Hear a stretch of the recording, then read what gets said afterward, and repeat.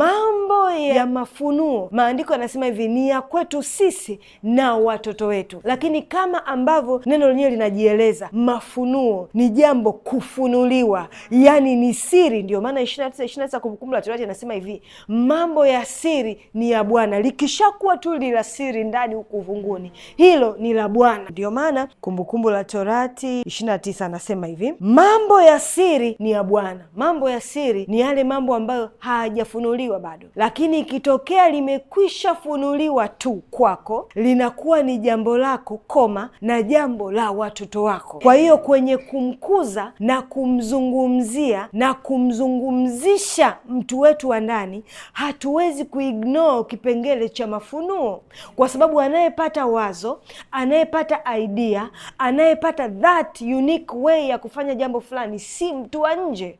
Mtu wa nje huyu ni kawaida sana kwake kuangalia mazingira.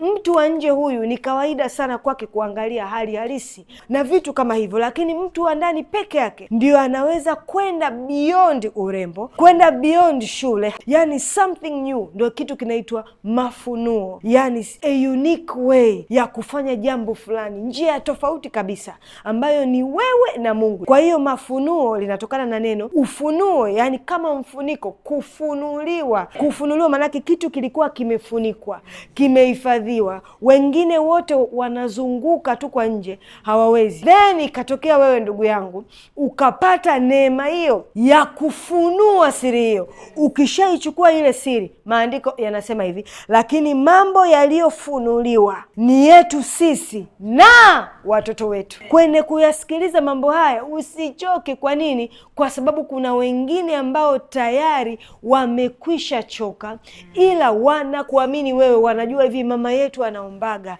baba yetu anaombaga, kwa hili jambo hata nikienda na shida gani atanitatulia tu.